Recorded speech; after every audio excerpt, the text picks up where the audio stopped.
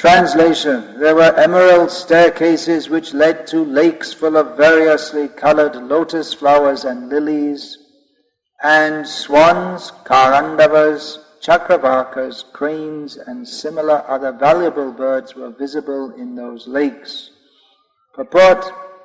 It appears that not only was the palace surrounded by compounds and gardens with varieties of trees, but there were small man-made lakes also, where the water was full of many colored lotus flowers and lilies, and to get down to the lakes there were staircases made of valuable jewels such as emeralds. By the beautifully positioned garden houses there were many luxuriant birds such as swans, chakravarkas, karandavas, and cranes. These birds generally do not live in filthy places like crows do. The atmosphere of the city was very healthy and beautiful. It can simply be imagined from its description. I'll read the next verse also. Uttanapado Rajarshif Prabhavam Tanayasya Tam Shudva Drishtavad Bhutatam Prapede Vismayang Param. The saintly king Uttanapad, hearing of the glorious deeds of Dhruva Maharaj and personally seeing also how influential and great he was, felt very satisfied, for Dhruva's activities were wonderful to the supreme degree. Purport. When Dhruva Maharaj was in the forest executing his austerities, his father Uttanapada heard everything about his very wonderful activities. Although Dhruva Maharaj was the son of a king and was only 5 years old, he went to the forest and executed devotional service under strict austerity. Therefore his acts were all wonderful, and when he came back home naturally because of his spiritual qualifications, he became very popular among the citizens. He must have performed many wonderful activities by the grace of the Lord. No one is more satisfied than the father of a person who is credited with glorious activities. Maharaj Uttanapada was not an ordinary king. He was a Rajarshi, a saintly king. A saintly king. Formerly this earth was ruled by one saintly king only. Kings were trained to become saintly, therefore they had no other concern than the welfare of the citizens. These saintly kings were properly trained as mentioned in Bhagavad Gita also, the science of God, or the yoga system of devotional service known as Bhagavad Gita, was spoken to the saintly king of the sun planet, and gradually it descended through the Kshatriya kings who were generated from the sun and the moon. If the head of the government is saintly, certainly the citizens become saintly, and they are very happy because both their spiritual and physical needs and hankerings are satisfied. Maharaj Uttanapada's palace was certainly very opulent, more opulent than anything we can imagine to see nowadays. His palace was surrounded by various gardens in which there were small lakes, it's said here, to the approach to which was by staircases made of emeralds. We can hardly imagine that nowadays. One emerald is quite valuable, and to have a staircase made of it, we can't imagine that. And then what kind of security would you have to have for nowadays you had outside emeralds, and then you'd have to have security to protect the security staff from stealing the emeralds, and full of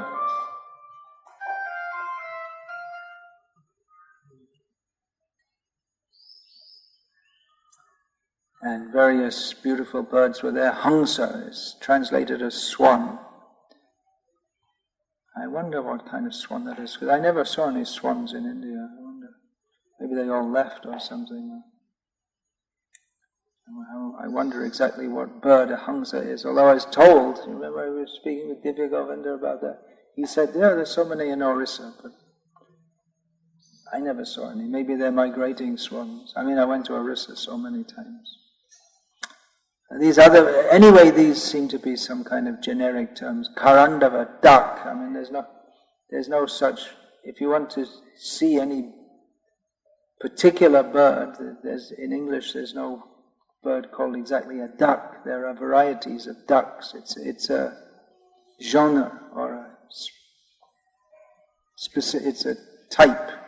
It's a type. Yeah.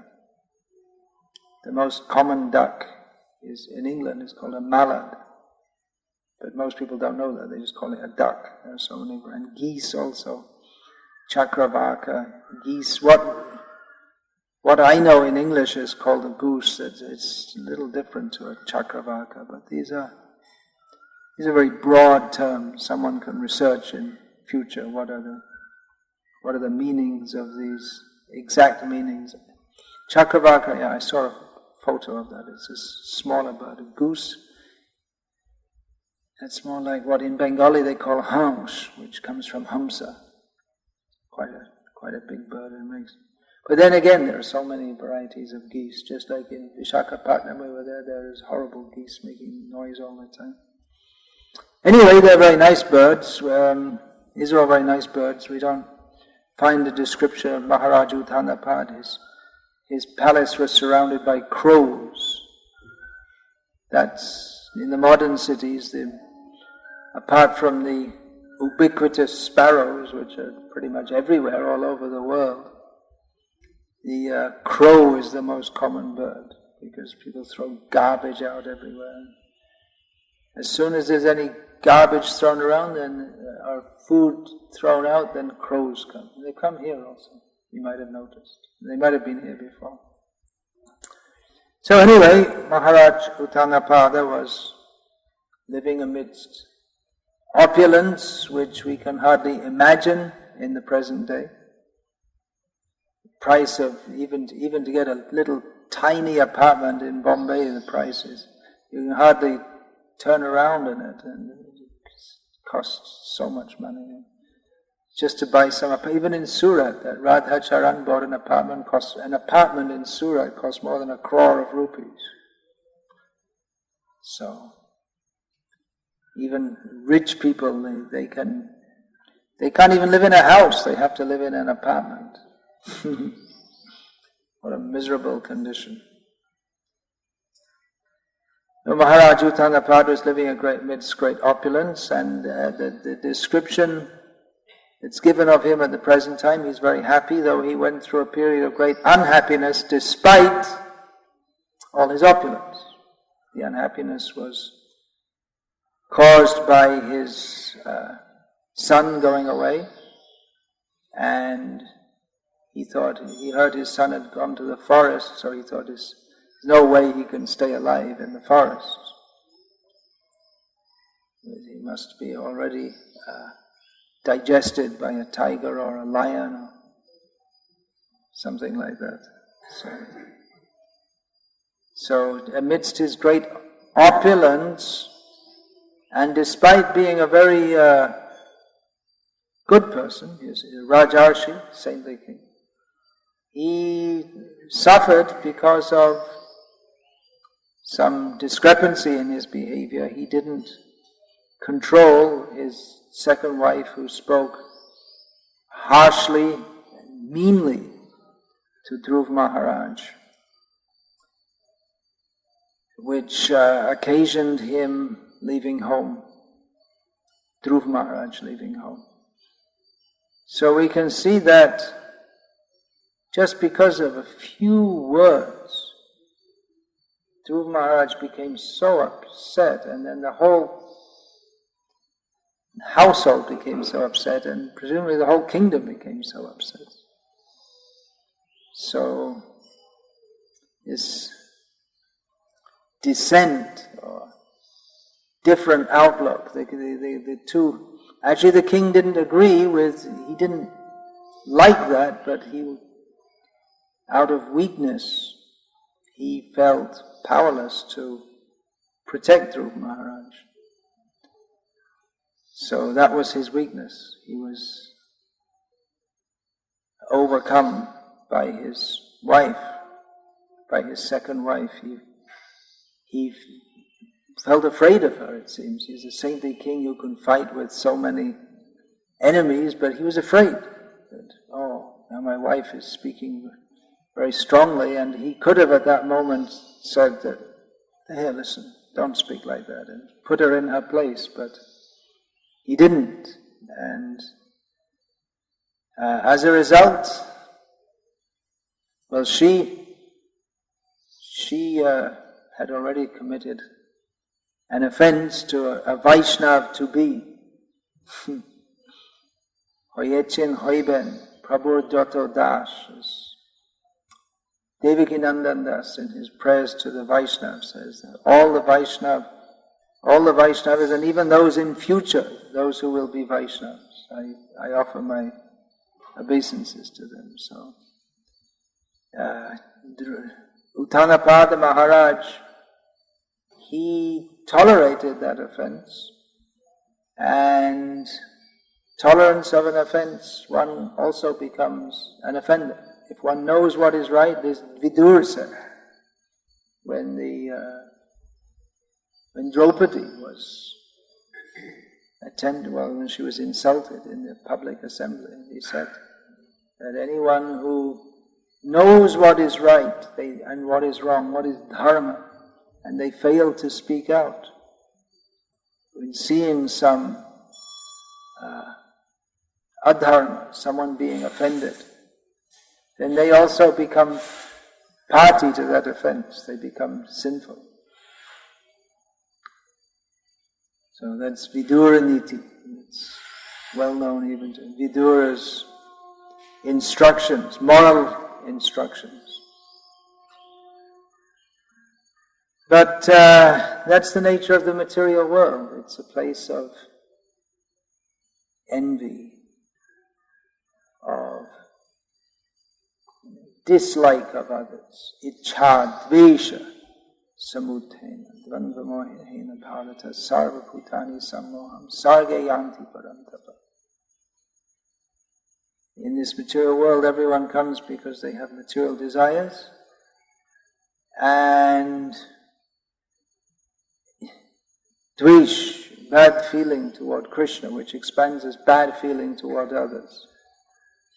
And in this way there's duality. My friend, this is my friend because he helps me in my plans to fulfill my desires. And this one is my enemy because he's a rival to me. So in this way we're born in this world. So even in the Satya Yuga, or even in the higher planets, these symptoms are there which destroy all the arrangements for living very nicely. So much, it must have been a big job to arrange gardens like that and a palace like that, but nevertheless, despite all those arrangements, because of some bad feeling towards others, there was such a disturbance.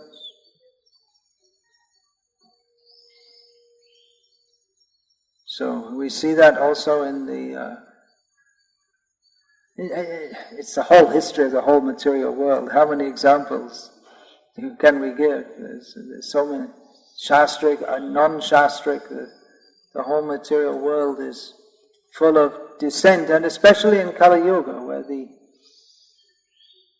ichha and dvesha is on a more, the dvesha, the bad feeling is more, it's more grossly expressed than in previous ages, and there's a lot more of it, and material desires also tend to be very gross. In Vedic culture, practically the Vedas, as the Purvimimamsakas, they say that, or karma kandis, that the Vedas are meant for attaining a position for material enjoyment. Because actually most of the Vedas, at least what is extant in human society. It does. Traigunya Vishayo Veda. It's mostly full of how to live in this world happily and go to the higher planets. Well, it's not the ultimate goal of the Vedas, as the Purva-mimamsaks say. The Uttara-mimamsaks, namely the Vedantists, they say, Atato Brahma Jignasa. Now we should inquire into the nature of spirit, spiritual reality. So, especially in the modern age, there's so much dissent, and in this second verse which I read, Srila Prabhupada is talking about the saintly rulers, and one saintly king, and of course there would be regional Kshatriyas also. So, they were very special people. Kshatriyas were very special. We can't imagine in the modern age, in the present time, what a Kshatriya like Uttanapad is like, how they ruled. In some ways you could say it was easier to rule because there was a system, the Varnashram system was in place, and people were better than they are nowadays. Nevertheless, he was a very, these Rajarshis, they were very special people, and they were trained from birth on how to rule. It's not that anyone could do it, like in the modern age, someone gets elected, or they're appointed as a leader, but they may not be actually fit to lead. They don't have what are called leadership qualities. Just like you could say the present Prime Minister of India, of course he may not be in the seat for more than a few more days, but he doesn't, I don't think it's unfair to say he doesn't have natural leadership qualities. He's more like a bureaucrat, but somehow he's on the post. And, others, you might say Mahatma Gandhi, or Indira Gandhi, even she had leadership qualities, demoniac actually, by doing politics and so many things.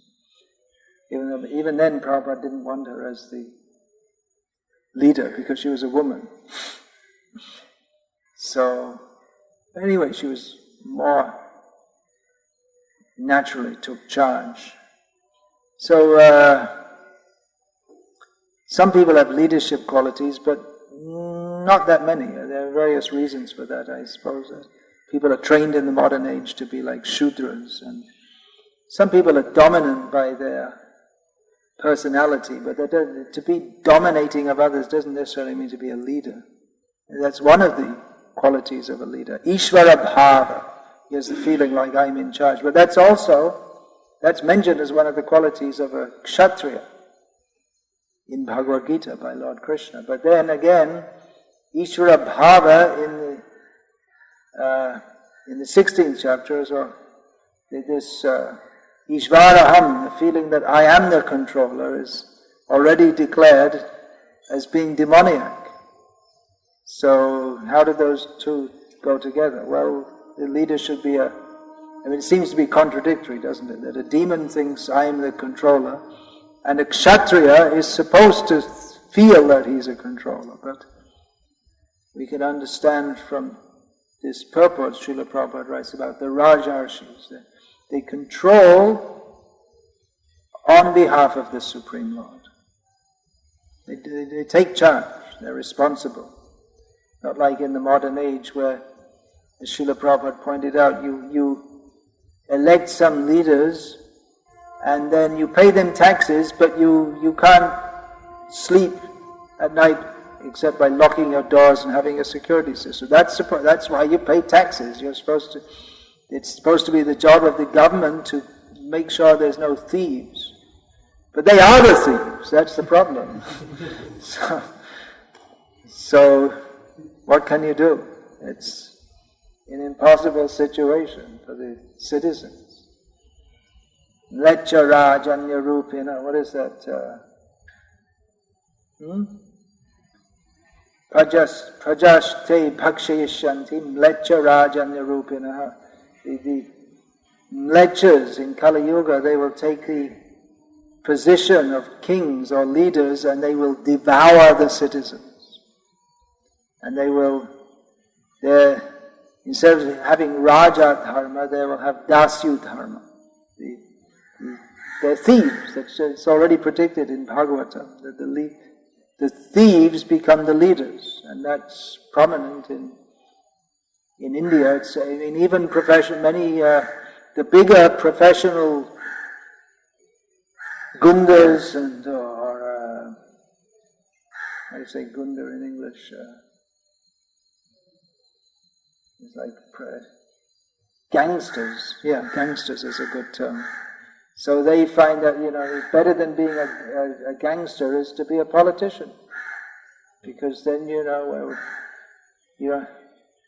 there's so much money you can get. So that's what they're doing. Many of the politicians in India are actually gangsters. You have cinema stars turned politicians, and you have gangsters. There's many more gangsters turned into politicians. And then there are others who are the politicians from the beginning. They weren't gangsters as such, but anyway they do the same thing. So it's a very bad situation. This democracy came about. Actually all over the world there were kings previously. But when in Europe there were kings and they were supposed to be religious. They got their power their authorization to rule from the Pope, the leader of the church, or I guess in the eastern part of Europe, the Orthodox churches. But when the kings became simply interested in their own sense gratification, and they were more interested in exploiting the citizens rather than being interested in the welfare of the citizens, as is stated here. Then the citizens threw them out, and they made rule of the people, which means that it comes the same. Instead of having hereditary kingship, it means whoever's the most smart and expert in fooling people that you want to do good for them gets elected, or even you don't have to convince them that you're doing good for them. You just have to have enough sub-gangsters around you, and then you take over the voting booth by force, or if anyone votes the wrong way, you chop off their hands. I mean, these things do happen in India.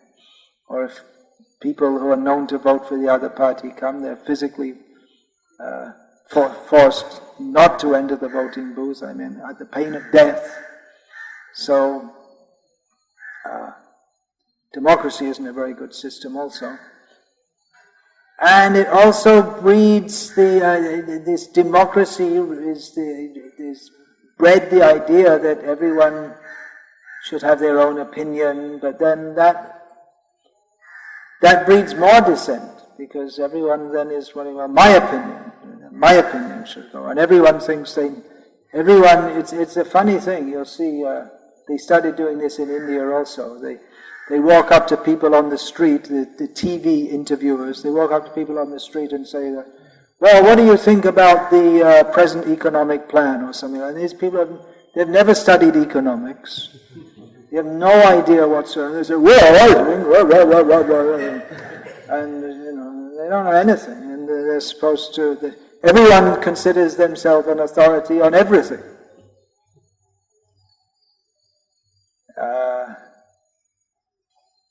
Which also makes it very difficult to rule, because there's always dissent. People don't trust the leaders.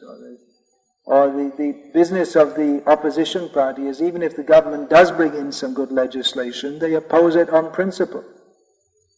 And on the rare occasions that they bring in something that might actually benefit the people, then the opposition party, because they're sworn to oppose the present party, they just oppose it. So it makes ruling or leading very difficult. They have a whole, so many books and seminars, it's a whole area of study or academics on management studies and training how to be a manager.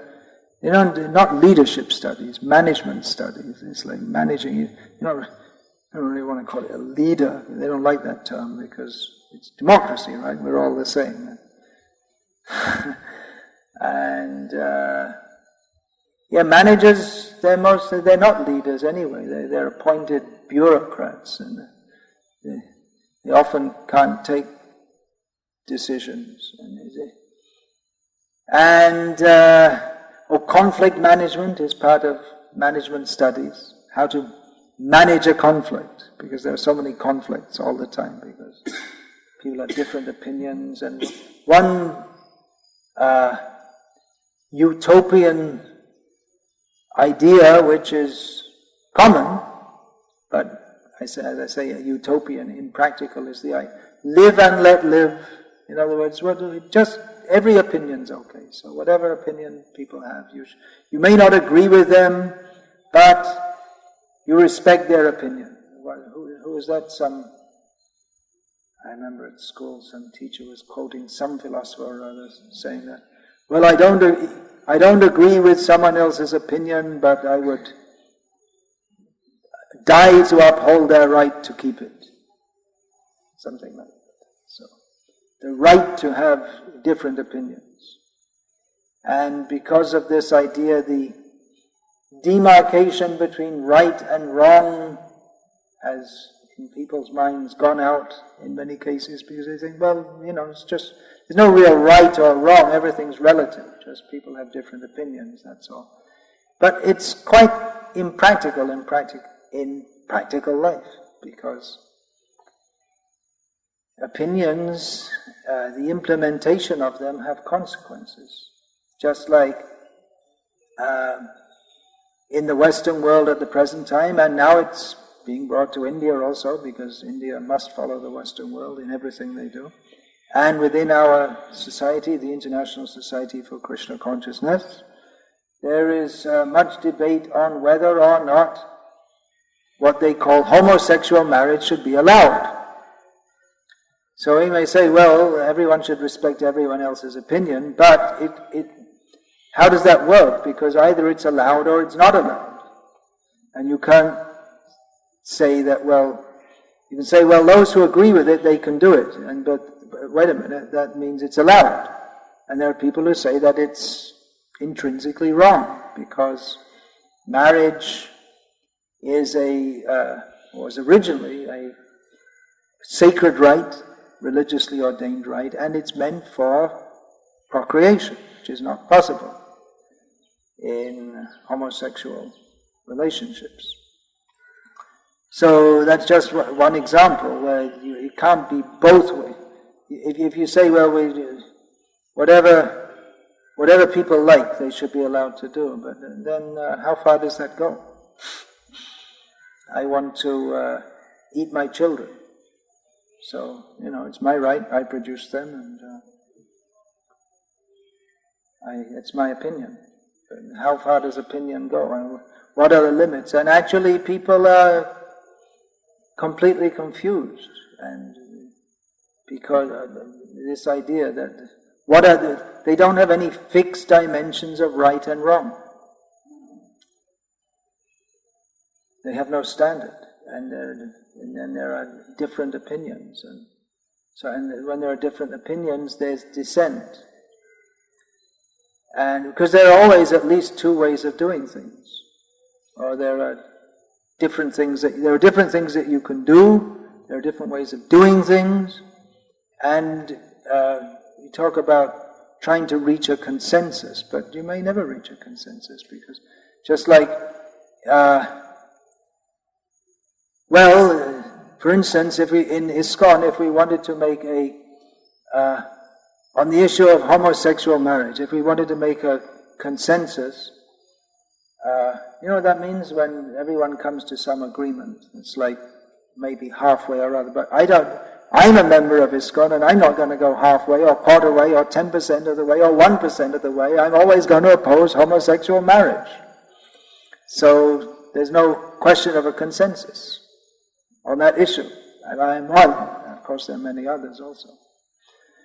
So it's a nice idea, consensus, that we come somewhere halfway.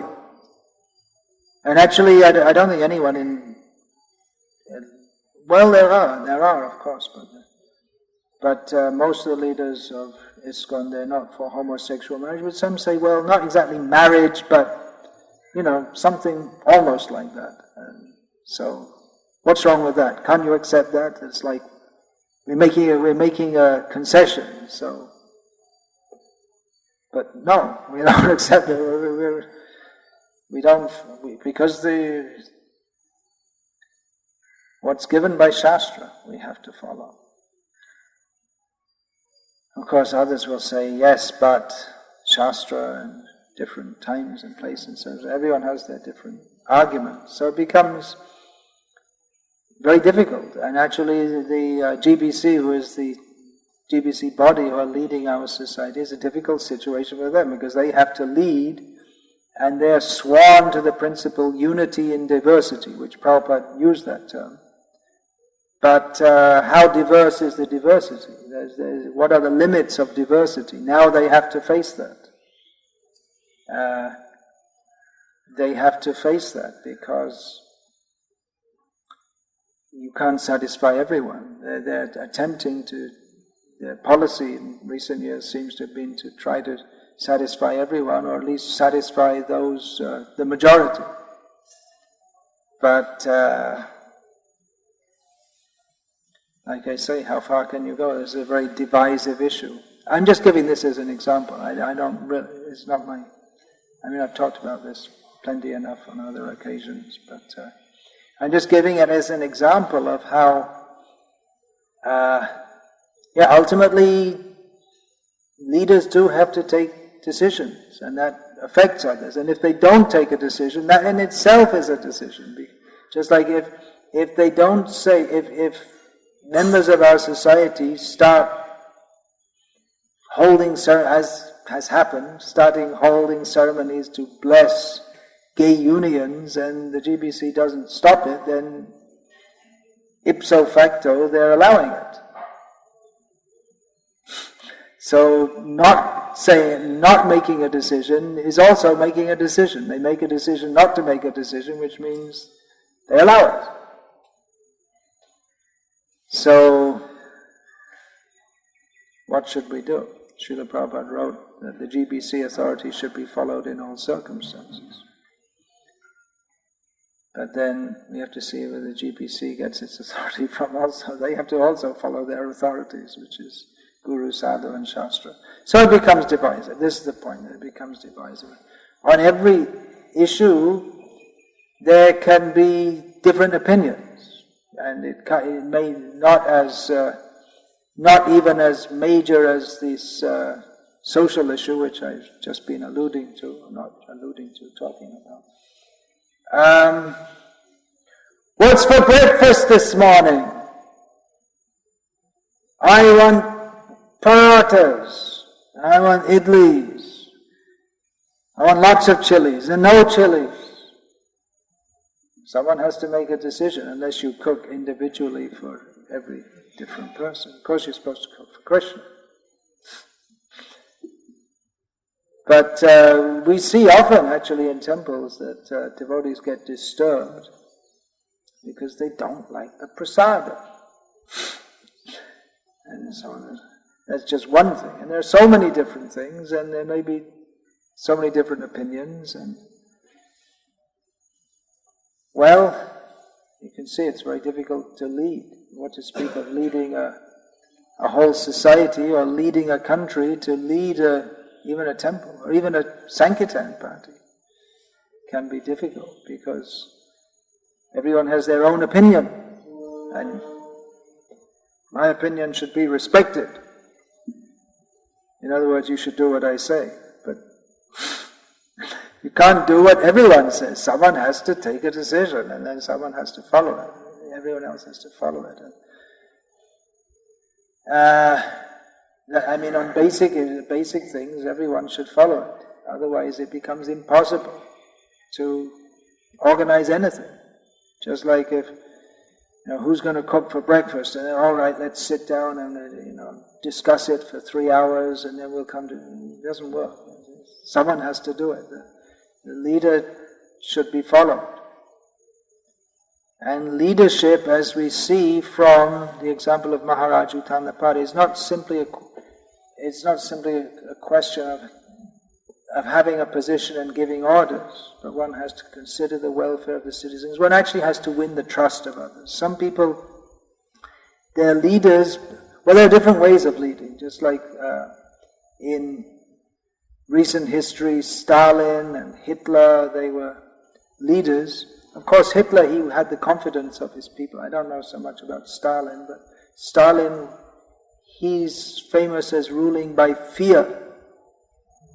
Everything worked very nicely in Russia when he was in charge, because people are afraid if they didn't do things properly, then they wouldn't be doing things much more. Literally, he killed far more people than Hitler did, right? They say that Hitler was the enemy, but Stalin himself killed more of his own citizens than the so-called enemy. Actually, everyone. But, that's one way of ruling, by fear. But in a spiritual society, or society that's supposed to be spiritual, obviously that's not a very good way of ruling, and some fear should be there. In other words, people should feel afraid that that may be required, that someone will be rebuked if they do something they're not supposed to do, or don't do something that they are supposed to do. But that's there in all leader to follower relationships. The child is some fear of the father, the children in the school to the teachers. Nowadays, that's not there. In the modern idea, the children don't respect the teachers, and the teachers can't teach properly because there's no discipline. So you kind of elect people as leaders, or some people have very strong personalities and they kind of dominate people. But that also, in and of itself, is not what we'd call a leadership quality, just to have a strong personality. One actually has to be concerned with the welfare of others, dedicated to the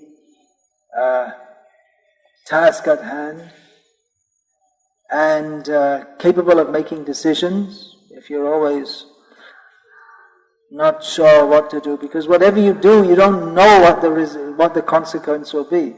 Things might work out nicely, and they might not work out nicely. And with any leader, however good they are, at least in the modern age, it's not that every single decision that you make works out fully, perfectly, or as you envisaged it. And you may also make some. Actually, you're practically certain to make mistakes also. But still, some people have the ability to do that. We see that Srila Prabhupada sent devotees all over the world, and they managed to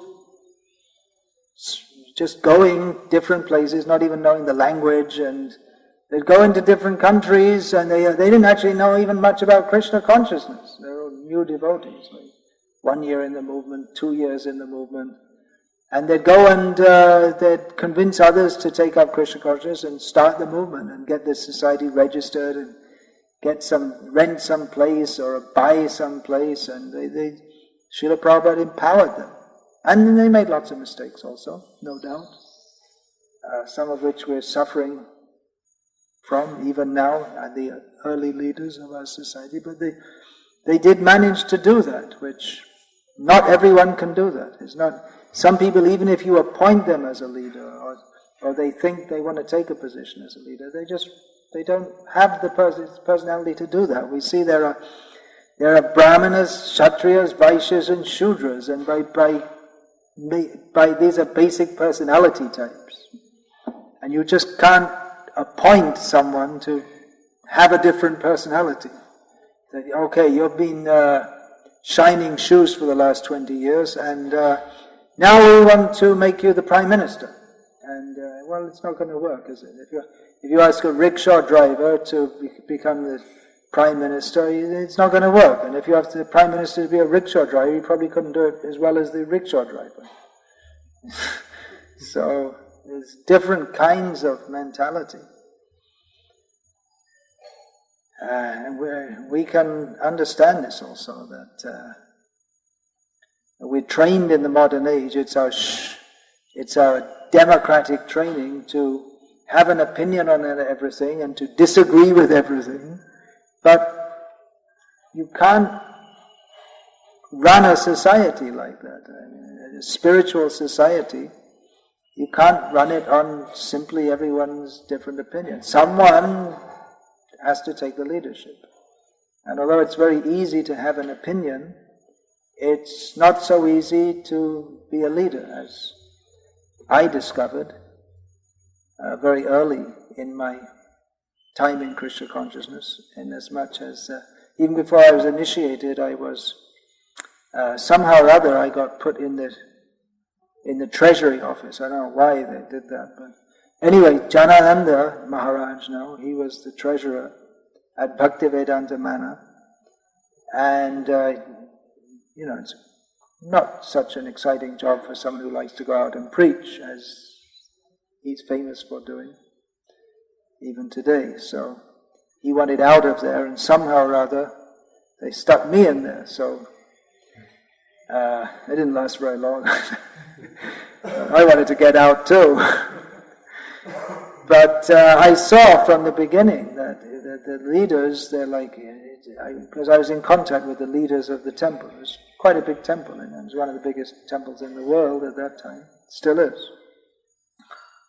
So I saw how the leaders, they're under like pressure from everyone. Everyone wants this and they want that, and they want so many different things which they can't fulfill the desires of everyone. And then people call them.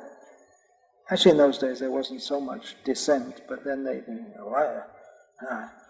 do it my way, and then they talk to others and make a little group among themselves, and they feel, the leaders are mistreating us and they don't care for us, and people get on all kinds of mental trips. But the fact is that you can't satisfy everyone's desires, and that's not the aim of the Krishna consciousness movement anyway, to satisfy everyone's desires. So what's in the secular world, there are certain commentators, there are plenty of commentators, political commentators on everything, sports commentators, and they analyze the news, and they analyze the football games. They're very expert at analyzing everything. But one of the things they've analyzed is that there's a shortage of leaders in the modern age at every level, in every sphere, in every activity. There's a saying, there's not much room at the top. But as Margaret Thatcher, who was also a leader, a real leader, actually, although as I said, Prabhupada didn't approve of women leaders, but she said, who said there's no room at the top? There's plenty of room at the top. Because she was a heavy character, and she got at the top, and eventually people got fed up of her and threw her out, as always happens in any situation in the modern age. But we find that in politics, if you see, just like even this present election, who are the possible prime ministerial candidates? From what I think, they're pretty mediocre. They say Advani, a real leader, but it doesn't strike me. I don't know. And Manmohan Singh I already spoke about. And you see like the leaders of countries and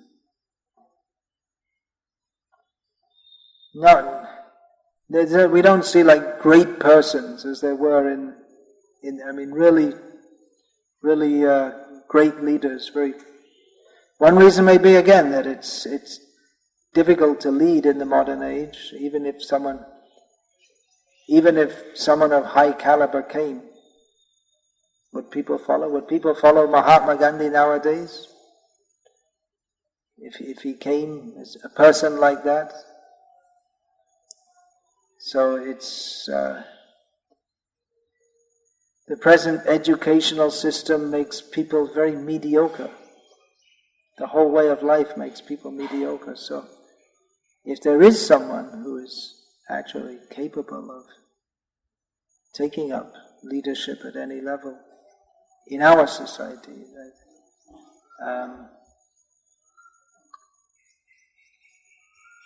it would be prudent on the path of others to try and help them and cooperate with them. Because, as I found out in my first few weeks practically in the movement, that it's easy to criticize, but it's not so easy to actually take a leadership role. It's very easy to say, well, he should do this and he should do that, but this often happens. That there's a revolution in a country, and the revolutionary leader. When he becomes the governmental leader, he's a complete flop. He's good at organizing people to throw over the present system, but then when he comes in, they don't make very good leaders themselves. In Bangladesh, there was Mujibur Rahman, for instance. He took over the government, and then he got assassinated. He wasn't doing a very good job. So,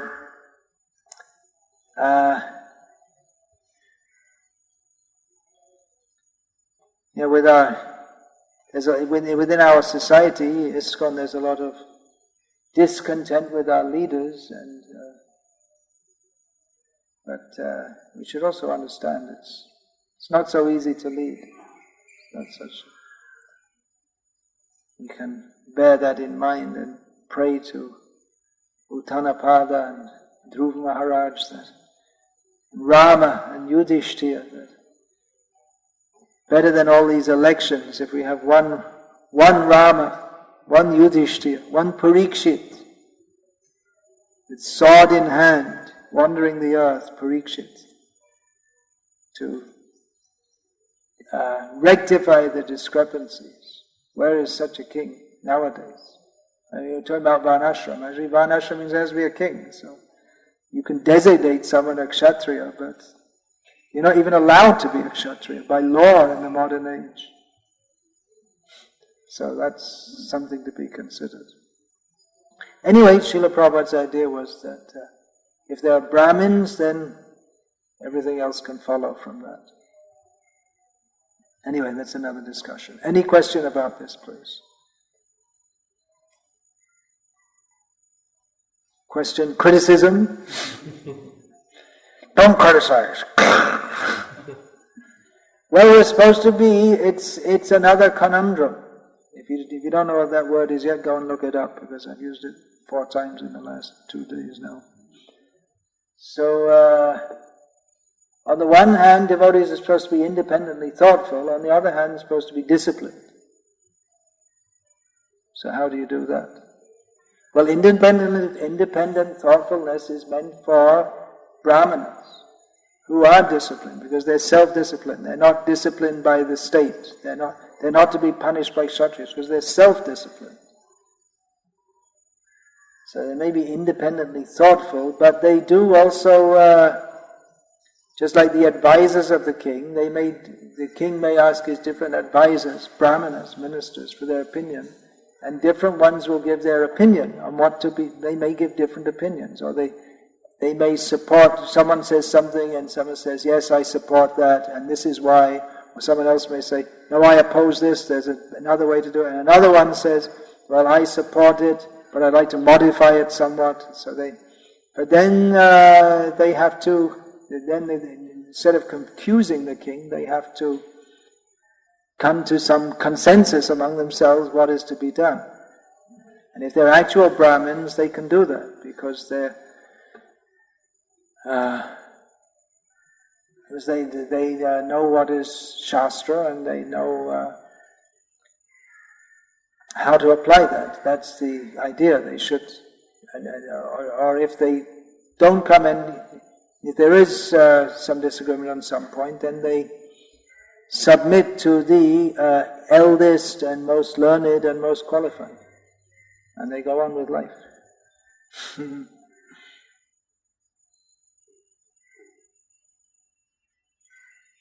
But it can be difficult to ascertain what is dharma. When you read the beginning of Bhagavad Gita, it seems that everything Arjuna is saying is very good arguments, and Krishna didn't accept it at all.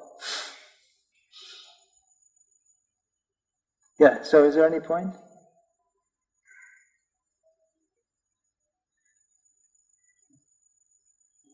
And the devotees are even new services, or they are taking up new services. What should be the attitude of devotees? Devotees giving a new service, and what should be their attitude in? Devotee takes up some new service. Yeah. And, what should be the attitude of the devotee? Maybe he does not have the propensity or doesn't have the propensity to do such and such a service. Well, that's another discussion. There are two considerations. One is being engaged according to one's propensity, and another is doing the needful. So,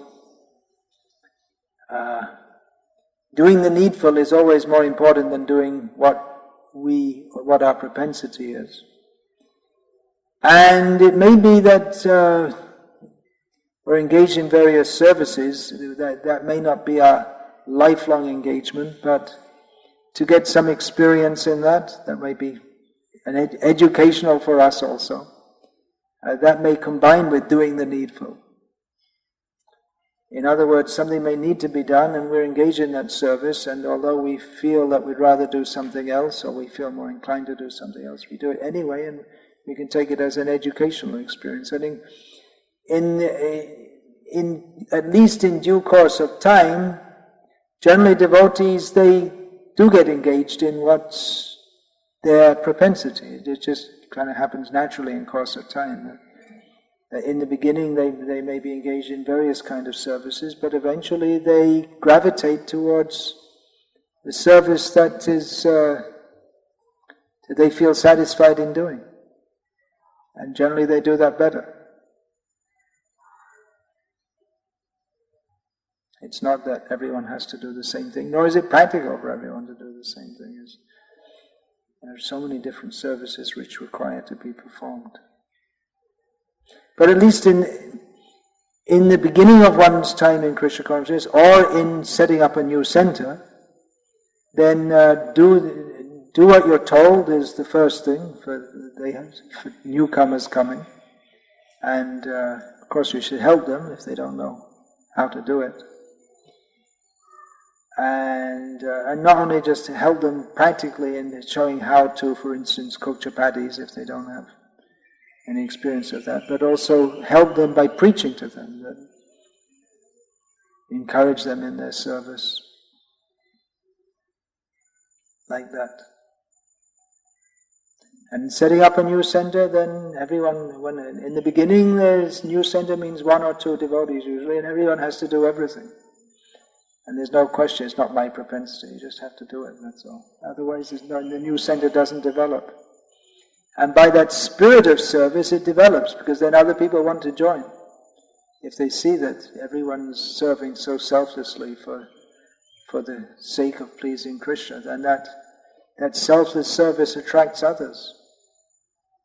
But if there's backbiting and dissent and no one wants to cooperate with others, then who will want to join? And it doesn't develop. Or even if something's developed, it can collapse if that spirit enters. And Maya enters. Devotees are cooperating nicely to serve Krishna. And then the Kali, quarrel, enters. and then everyone becomes discontent and they go away, and the whole endeavor, which has been built up with much struggle, can break down. So we should be very careful about this. It's no small thing or easy thing to develop a Krishna conscious center. We see that there are many centers of our society which they haven't developed in years. There's hardly anyone joins. And they're just like that. They're just going on day to day. Nothing much is developing. So if something is developing, we should be careful not to act in a way that can damage the healthy development. That means if, for instance, we feel something is not being done in the best possible way, then we can express that to others. That doesn't mean over every little thing we have to give an opinion also. I mean, one thing about a leader is they have to be given some room to develop things according to the way Krishna inspires them. And those who are not, they don't have that ability to go to a place and develop it, then they should recognize that and not try to interfere with that. He said, all right, someone's doing something. Prabhupada was like that. He gave devotees give them room to work in. He trained devotees and then send them and give them some room to work in. Let them develop something. And Prabhupada didn't try to. He'd give general guidelines, but he didn't try to manage every little detail. It's not possible anyway. So, that should be respected. That if someone there's so much they feel it should be done in a different way, this way, that way, the other way, then maybe Krishna will give them a chance at some point to develop a center or a project of their own. But then in many cases, those who are given that chance, they can't do much. They don't have that leadership quality. So then just be content. Better.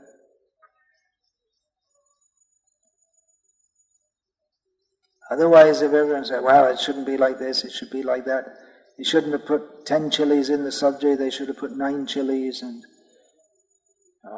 everything. Then everyone becomes discontent over everything. Just, all right, you see the basic things are going on. Chanting Hare Krishna is going on, preaching is going on, Prabhupada's books are being distributed, the deity worship is going on nicely, things are expanding. If those things are there, then we should be content. And if there's too many chilies in the sabji, well, maybe we can mix it with the dal or something, or just ask. That's a common problem in our society. Maybe here not enough chilies. There's always some discontent over the number of chilies, or always someone wants more and someone wants less. But it shouldn't be such that over that we just make a political party or something. There may be other issues also, apart from prasadam.